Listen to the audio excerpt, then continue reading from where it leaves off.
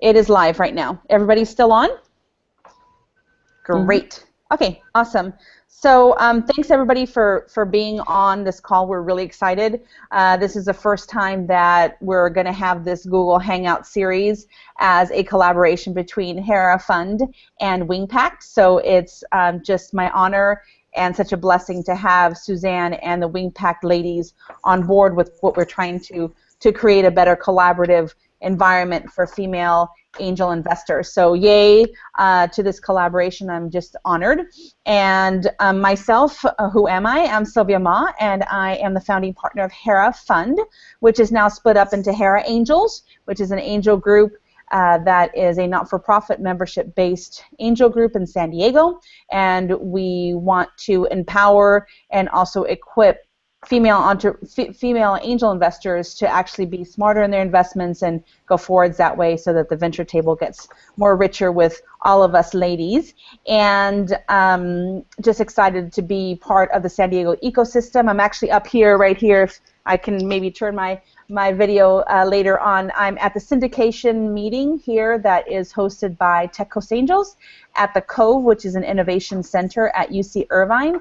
And the syndication, this is the first time they've ever done a SoCal, Southern California, syndication meeting. So it's very excited. We actually have some investors, angel investors from the northern part of California. We have them from Seattle, from Arizona, and stuff like that. So I just stepped away from the meeting, and I'm with you guys. So I'm very excited.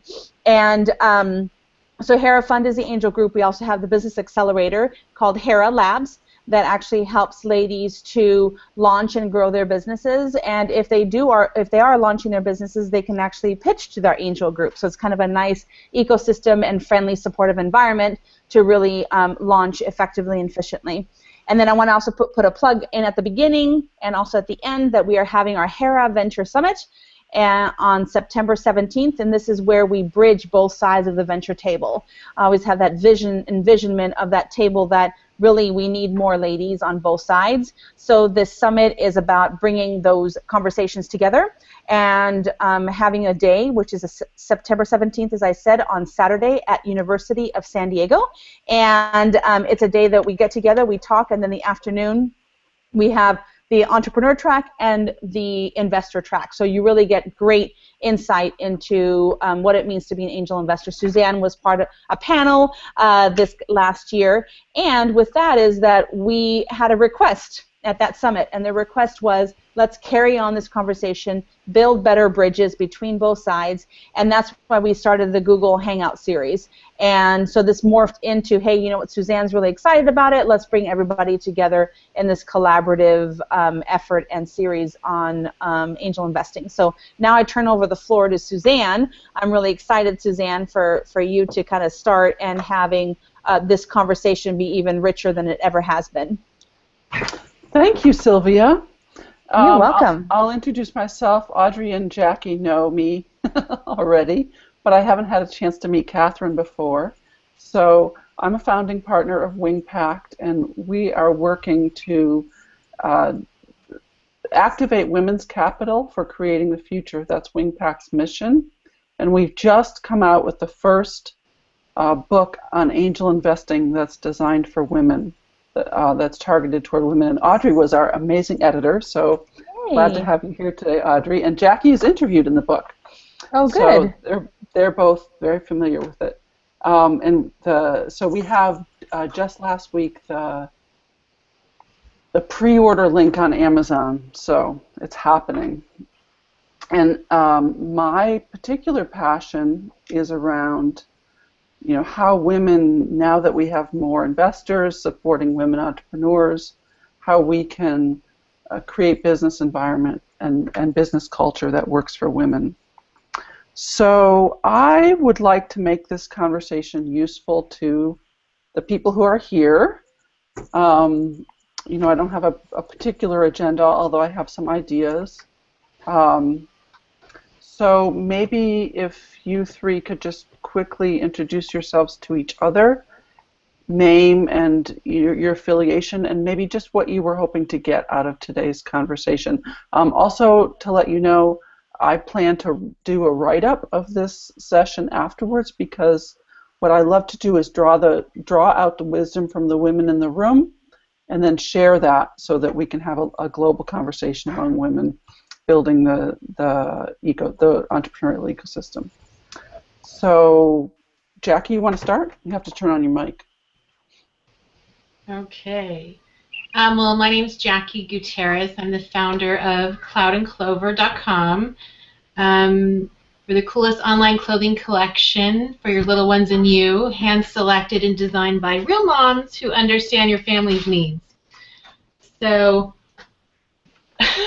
sorry, I didn't expect this meeting to go late, so people are walking in the office. Okay, anyway, so... That's right, my son's doing the same thing. So. Okay, so let's see. I'm on this call because I support Suzanne, as always, and we've known each other for about, I don't know, what, 2.5 years maybe? And we met at Google when I first pitched as a startup entrepreneur, and she and I have been down the road of angel investing and entrepreneurship and technology together pretty much. We've learned a lot together. So, but today I just want to hear where Sylvia and Suzanne are at, because I feel like, you know, every couple months we're all learning new things, and so I just continue the conversation. I just want to hear where you guys are at, and that's it. Thanks, Jackie. Catherine or Audrey? Sure, I'm Catherine Zacharias. Oh, you have a big echo. The angel. Does she? Catherine, you have an echo. Go. Sorry about that. Better. I'm brand new to the angel investing world. I went through Pipeline Angels with Sylvia, and I'm just here to listen. So I'm a newbie that just wants to learn as much as I can. Well, with a small group, everybody has to talk. Yeah. Okay, and do you have any particular things you were hoping to learn about today, or? No, not really. Okay. All right, how about you, Audrey? Well, hi, I'm thrilled to be here. I'm excited that it's a group. I guess. Audrey, Yeah. there's a echo. Is an echo for everybody else? Yes. Hold on, let me Yes. plug in, if that will help. I think it will. And is she on the main screen? Nice toes, Catherine. I know, I see toes. I know. I don't know how to. I'm on a tablet, so I don't know how to work it. Does this help you guys? I think it does. Go ahead, Okay. Audrey. Okay. All right. Sorry. I'll talk this way. So I'm really here also to support. I had the great honor of. It's still a big echo. Is that true for everyone? Echo. Okay. I hear the echo. Sorry. Terrible. Let me try another. Is that any better? That sounds a little better to me. Okay, but you can't hear me. It's better. I think it's better. Oh, okay. You guys can hear me? Okay. Yes, we can hear you. Perfect. Okay, good. Sorry about that. I guess I plugged into the wrong port. Anyhow, I've had the honor of helping Suzanne and the WingPack team edit their book. And before that, I really knew practically nothing about angel investing. And I felt like after the process of editing, learned a whole ton, and to my surprise, got very interested in the subject, mostly I think because of its implications, beyond just the investing, because it is focused on this sort of new idea of bringing women together and kind of empowering women through financial means. So I'm just interested to be here. I'm not personally an investor, but I think who knows, that could change. I could come around. So thanks, great to be here. And Audrey also, I just found out, has been getting more involved in the ecosystem because you're doing some editing for Jerry Stengel and some other I think, Yes, writer. So that's true. So factor in yeah. to our mission. Yeah. Okay, so we have kind of a nice mix because we have an angel, and Catherine and I also went through Pipeline Angels a couple of years ago. We have an entrepreneur. We have Sylvia as a accelerator and fund manager, and Audrey as another support person supporting the whole environment through writing and editing. Does anybody, I mean, I can ask questions all day long about the ecosystem, but does anyone have any particular questions? Or Catherine, as a new angel, are you finding the resources that you need to get involved? Or does anybody have any particular questions or comments? Jackie? Yeah. I haven't studied a lot, but I'm getting a lot of resources from Sylvia. Mm-hmm. I'd like to talk about, I spoke with a female angel in Los Angeles, I would say, a couple weeks ago, and one thing we discussed and we both agreed on was that female entrepreneurs, we tend to ask for less money, and there's a lot of resources out there for female angel investors that don't require them to invest enough money as our, male counterparts. And I'm just wondering, are we seeing a shift where female angel investors are willing to invest more in the early stages? And there's obviously a problem with female entrepreneurs where we don't ask for as much, and we also, wait till things are too perfect, and our male counterparts are getting funded, and so it seems like we don't have enough finances, yet we have the same and maybe more expertise in what we're building. So a couple things there about the behavior of the angel investor and the behavior of the female entrepreneur, and not asking for enough. So, any thoughts on that conversation? I think that's really interesting. You said something about there's resources. A lot of the resources for women angels are supporting them in investing less, or what do you mean by that? Yeah. So. Suzanne, you're a little bit. You have a little bit of an echo. You had it perfect before? I don't know what I changed. Am I still echoing? A little bit. Do you guys hear it? No, Yes, it's fine to me. How about now? Fine. Okay. Yeah, it just seems like female entrepreneurs aren't asking for enough, and then female investors aren't giving enough, which is on both ends. Again, we seem like we're not as supported as our male counterparts, So I don't know. Any thoughts on that? And do you see it that way? Well, I think we are seeing that. The numbers of women angels, it's increasing rapidly. So I'm echoing again. Hold on. So, a couple of years ago when we started our book, the percentage of angels that were women was down like at 6%. And now in, I think, 2014, it was 25%. Wow. So that means a lot of the women angels, what I think that means is a lot of the women angels out there are new. That's great, though. There's a kind of a comfort level or an education maybe lag, which I think is an issue. So there's been a lot of experimentation in the last couple of years around how to bring new women angels in. And one thing that we've discovered is that women kind of like to learn in groups, and they kind of like to invest in groups. There's this new Rising Tide Fund. Have you guys heard of the Rising Tide Fund? Yes. That was started by Trish Costello and Alicia Robb, and it's a fund of 99 investors, 9 experienced women and 90 new.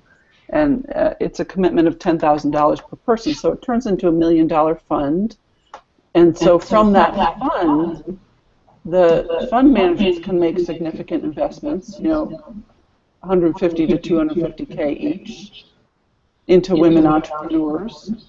But for the actual investors, it's a relatively small investment and a learning opportunity. So, it's just an example of like women kind of are comfortable maybe with that amount of investment and the group. So I think it's interesting what you say, and I'm definitely some issues with having sort of the market flooded with a lot of new women angels, whereas entrepreneurs, it's great for entrepreneurs to have experienced angels, right? But also, I see, I'm going to change and see if I can fix it. Hello?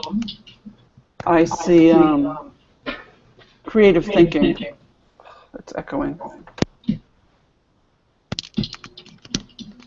Creative thinking around, how to bring more women in and bring them up to speed. Catherine, do you have any comments on that? She's muted. Or Sylvia? So I think that there's an upswing of. Can you hear me? Yes. Mm-hmm. Okay, because I have the echo on myself now. It's fine. Okay, let me just see if this helps. Does that help? Okay, perfect. Yeah, I can. Let me. Yeah. So what I see is that there is an upswing of the number of female angel groups, and across the United States, we have a great map that we have on the Hera Fund Facebook page, and there is an upswing. So that's good. There are now about a handful of angel training programs out there that actually have done almost all of them, because I kind of want to go through them and see if they're okay. So, of course, Pipeline Angels that Suzanne, Catherine, and myself have gone through are just really a great program that's more socially, I feel like it's more socially relevant of some sorts. And then there is the 37 Angels. They have a virtual boot camp. I'm going through that right now. And that's not experiential. So Pipeline is experiential and more social. 37 Angels is basically just what are the aspects of due diligence and stuff like that. Then the other ones are the Rising Tide, like you mentioned, Suzanne, is that you put in a bit of money, and then but we are all doing due diligence together. So it's not a fund manager that's deciding. And I think that that's really important for us as angels to know that it's not somebody else making the decisions. We're making them, and that the entrepreneur. Also, it's like the more that the entrepreneur can be in the shoes of that angel investor, then they're like, oh, she writes her own checks. Oh, how can I contact her? I know for my personal investments, I meet with them at least 6 times over coffee, over lunch. Let's talk about financials. Let me help you pitch to this other group. And if they persevere, and if they show me grit and determination, I'm like, oh, let me talk to you a little bit more. So that's one aspect, I think, of Rising Tide, that you do go through that and you do make those decisions. I just started Female Funders Boot Camp, and that's all virtual. It is not experiential like Pipeline either. So I really like that they have all of these boot camps and opportunities for more angels to be part of this bigger Pipeline. I forgot to put me on. Are you seeing me now on the screen? Yeah. So anyways, I think that all is in an upswing, and I think that for entrepreneurs to know that there is an upswing and there is a change in the ecosystem, or at least an evolution in the ecosystem, it gives you a little bit more hope. Does that answer your question, Jackie? Yeah, totally. I mean, we have to start somewhere, and we're getting traction by at least getting bodies involved, right? And so, as years go on, those women finally getting involved are going to have more expertise. So that's great. Yeah. Yeah. Yeah. So and I know it looks like we have somebody new who's joined us. I know. She needs to introduce herself. Lilibeth? Lilibeth, I was asking people to name Can you hear me? Can the people who aren't talking mute themselves and see if that helps? Hi. Can Seems you to guys hear help. me okay now? Yeah, so we'd love to hear your affiliation and if there's anything in particular that you wanted to take away or learn about in today's conversation. Sure. So I'm actually part of the Open Innovation team at Accenture, and we work with startups to some degree, a little bit more on the mature side, Series B and above type of startups. But my own personal interest is in learning more about angel investing and seed investing, specifically women and minority groups, for specifically like women of color entrepreneurs. So you're interested in learning about angel investing and particular groups for women of color entrepreneurs. Yes. Great. Well, welcome. We were just talking about a topic that Jackie brought up around women angels, and she's an entrepreneur in her experience that women entrepreneurs tend to ask for less money, yet women angels also tend to write smaller checks. So we have a little bit of like catch-22 in terms of being able to move the, to really be able to support women entrepreneurs the way they need. So we were kind of discussing that. Yeah. Can I ask another question? Yes. So she brought up something that I'm also interested in talking about. So I was originally in an accelerator in the Bay Area. That's how Suzanne and I met, and it was Monos Accelerator, which the criteria to be accepted is to have a Latino founder. So as I'm of Mexican descent, and I'm also interested, we talk a lot about gender, but there's also like addressing economic diversity also, because, not all Latinos in America come from families that, economically don't have the means to help them, but I do come from that kind of a family. So, my parents were Mexican immigrants, but they've worked in the fields. So, as someone who's raising a seed fund, I'm told to go to friends and family. And so, that's something that needs to be addressed if we're going to get women of color funded. But for me, I have an advantage because I'm outgoing, I don't quit, and, I build relationships, and, I'm sure I'll wrap up my seed round soon here because I've been building relationships for over a year now. But, yeah, I'm also interested in how we address that, even though we're talking about women right now, but women of color is a whole other issue that needs to be addressed. That is also a topic that I'm very interested in, and Lilibeth, I'm interested to hear more about your involvement. Are you involved with, funding for women of color, or what are you involved with?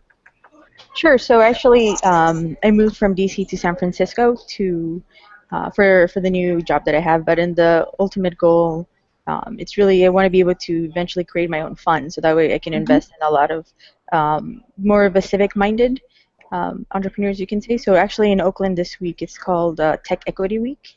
So they're bringing in, to some degree, that community in general is trying to show Silicon Valley how you can use technology to be inclusive, whether it's providing access to education, financing. Exactly what was mentioned earlier is one of the issues, right? When you're, let's say, an entrepreneur who has a great idea, product, you're trying to build traction, but to get to the next level, it's always a little bit harder. And if you're not in the the right circle of friends to some degree, or have the right network, it's just so much more hard. It's just harder to get there. And then you hear stories like, for example, yesterday was Startup Grind, and one of the persons that was on the stage, they were just saying like, oh my gosh, there's just so much money out there.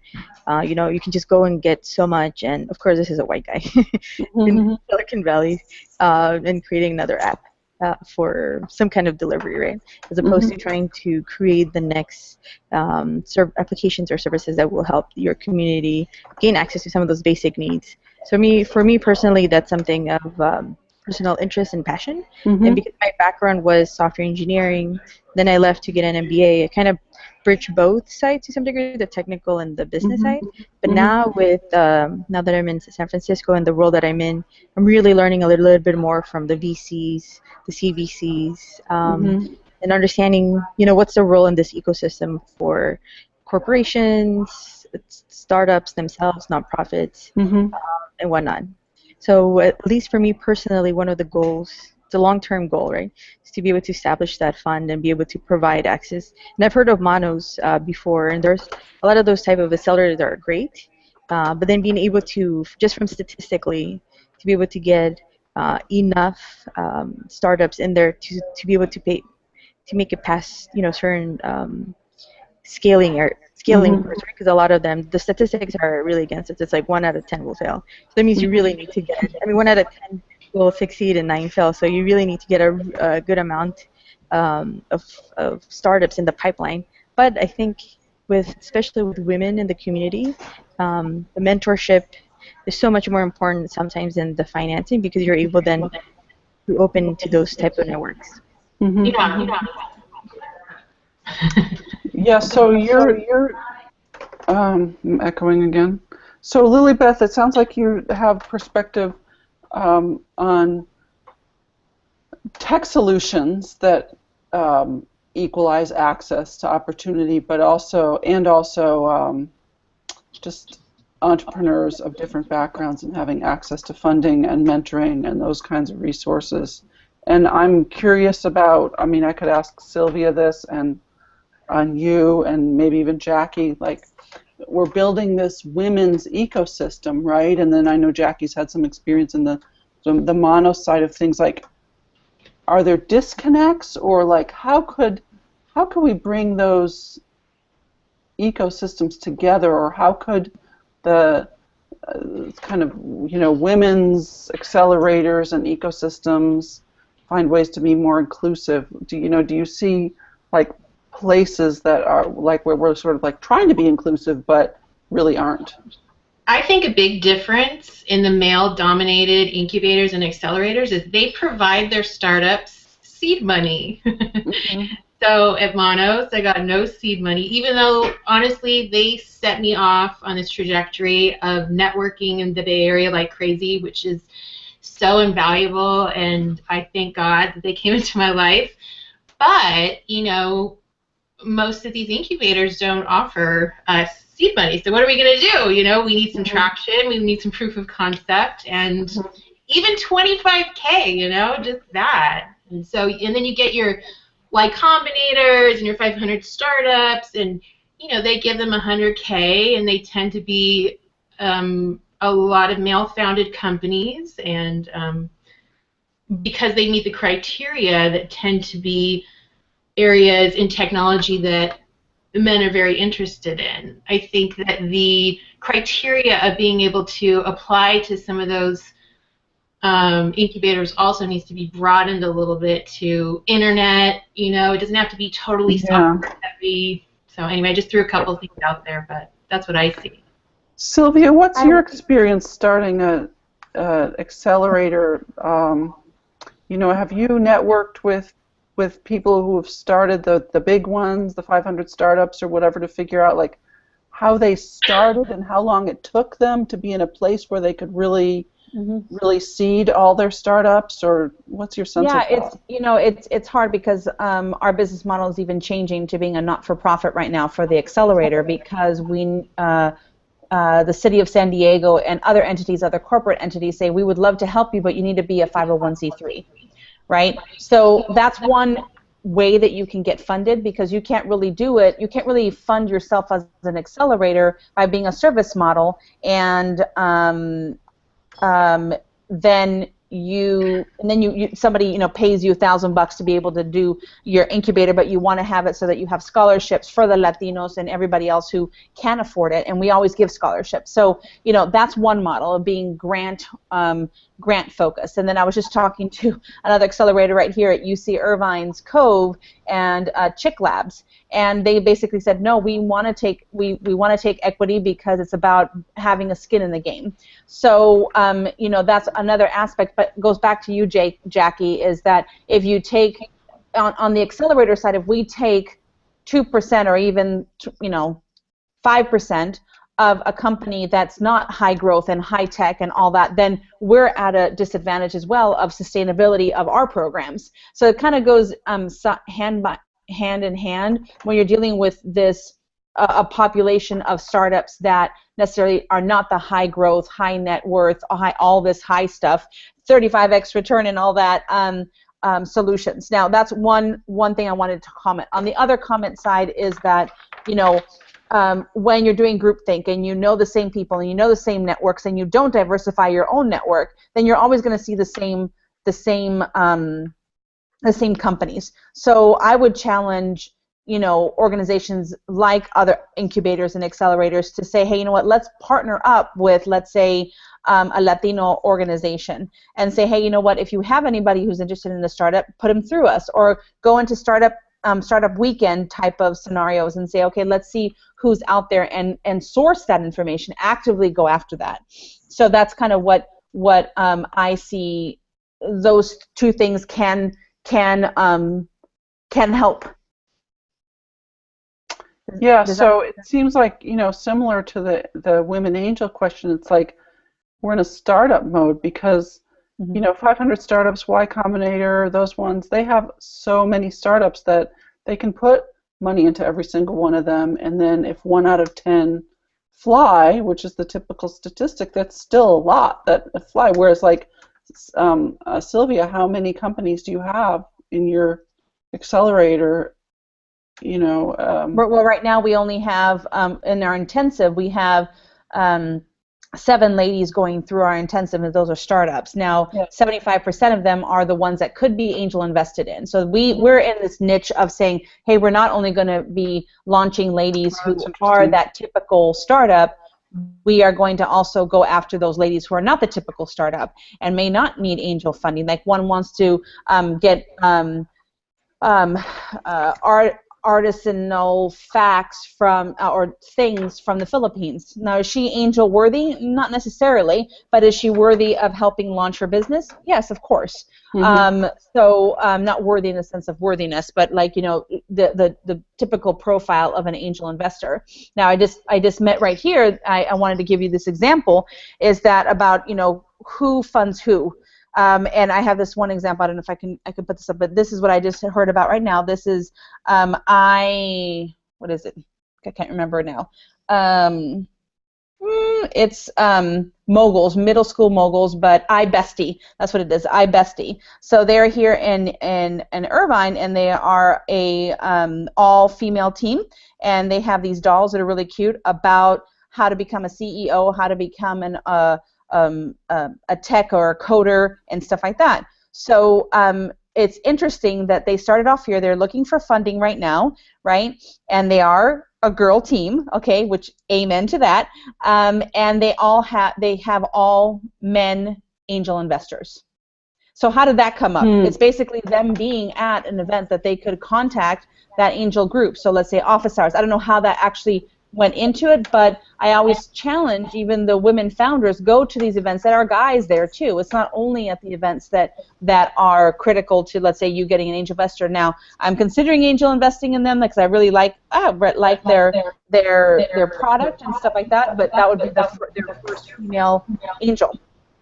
So it's just interesting how diversification of where you get that money might be better for you. Yeah, well, I'm seeing that I'm getting the most traction with male investors. Yeah, totally.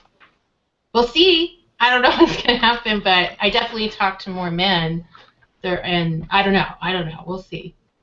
But, yeah, diversification is very important. But I would like to say, though, what's been super positive about just being involved and being present at all the female networks in the angel investment community and entrepreneur community is in the beginning of this journey I'd taken of fundraising, it was so helpful for me to have the support and comfort of humans that I identified with. So the women, I would have to say, really, you just helped me with my confidence and patient with my learning. And so that's a value that we don't talk about a lot that was awesome. So, and it still is awesome. Yeah, so two things then that I hear. One is that, you know, listening to Sylvia talk, it's like, in a way, if we want to follow the existing, I'm echoing, right? Anybody who's not talking, can you mute? I don't know who could be, yeah. Is that better? Yes. In a way, it's like it's a startup thing where we just don't have the numbers right now to support the typical accelerator models. But at the same time, there's space for creative thinking and new models. So Sylvia at Hera is looking at a nonprofit accelerator model. She's mixing, oh, bye Jackie. She says I have to sign up. She's mixing business types, not limiting only to high growth. So to me, that's creative and interesting, and it's an experiment. We have to see how it goes. So that's the kind of stuff that I love to hear about, is these new ideas addressing our unique situations. And I have also heard from other entrepreneurs, and I write about this a little bit in my book, that what Jackie said is like, even if ultimately it's not the women angels that invest in her, she benefits from the presence of women in the ecosystem and women angels in the ecosystem. So I think that's important to point out. Again, we bring more than our money. We bring our support and our encouragement, and that's valuable. You know, also, go ahead. Oh, sorry, I was going to say, I've been listening to a lot of podcasts from like Kleiner Perkins and Anderson Horowitz. Sorry, I can't pronounce it right. But a lot of them actually started having female partners. I think it would be great to start connecting the dots between the seed type of level of investment to at least being able to also track investments towards the different levels from Series A to D or whatever, all those steps, and being able to identify which of these female partners that these larger VCs are also to some degree reaching back. And I know, for example, that at Kleiner Perkins, the female partner is, I believe she's Zuckerman's sister. So of course she has a lot of money, so she moved up pretty fast up the partner rank. However, like in her podcast, she was referring to how they specifically are looking for female entrepreneurs to invest. I think it's for me, it would be interesting to see, or even visually see, or be able to find in a virtual way of finding those connecting dots from the angel view to all the way to those types of VCs. And I don't know if there's any type of resources or tools available now for something like that, other than like your link. I think that's true that sometimes the women entrepreneurs have trouble even finding the women angels, and then after that, it's no help unless they can get funded at the next level, at the VC level. So I am starting to see resource lists being gathered, or I saw recently a database of women investors that somebody's putting online, and it's kind of ad hoc and duplicating, but we are going to collate a bunch of that stuff on the WingPact website before our book launches. So I think it's hopefully going to start to get easier to find the women to support us. I want to notice the time. We were due to end at 5, so we should probably wrap up. To just plug in that the ACA, the Angel Capital Association, is a great resource to get all of those angel groups across the nation, men and women, that they're always trying to find better ways to connect everybody. So I think that they're a good resource to look into as well. I just wanted to, Audrey, I haven't heard much from you. Do you have any comments or observations? Yeah. I did want to make an observation, and it's really interesting to hear this sort of conundrum of the different types of accelerators, and the fact that they're in some cases, you can actually get money from being involved, and then in other cases you can't, especially for the women that were involved. And for me, I think one of my mind started spinning off into the whole crowdfunding arena, just from the perspective of, I think there are a lot of women like me. I mean, I don't think I could put out at this moment, $10,000, like that wouldn't really be a possibility for me. But if somebody said, there's an opportunity for you to get involved, to support other women who are trying to do these things for $1,000, and not, I mean, for me, that would be a way to sort of do something that I felt really positive about, really make a difference. So it's almost like, getting to, like, broadening the net, which is why I was so excited about the book, because, starting to get women like me thinking about, I never even thought of that. Like, I actually, have $1,000. I could make a difference if there were some, infrastructure in place whereby that money could be pooled with, 10,000 other women who had $1,000. So I think that's really powerful at the lower end, where you're trying to, you don't necessarily have one person who has $1 million to give, but you may have 1 million people who have $1 to give. So that's kind of what came to mind as I was listening to this. Oops, sorry.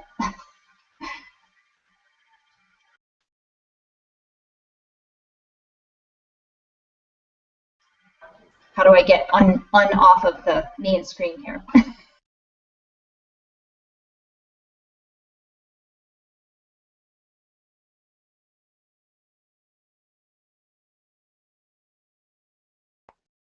Suzanne, you're muted. It's okay. Thank you. I was just saying, this has been interesting to me. It's a lot of ideas and maybe a lot of problems, and certainly we haven't solved everything, but I definitely see creative thinking and new models emerging, and that's the kind of thing that I'll listen to this broadcast. I'll listen to the recording and pull out some of that and write it up, and so that we can share it with each other and share it widely, so that the global ecosystem for women and other underrepresented groups can learn from what we've talked about today. Yeah, awesome. Sylvia, you want to wrap up? Sure. I just wanted to. Am I muted? No, I'm not. Okay.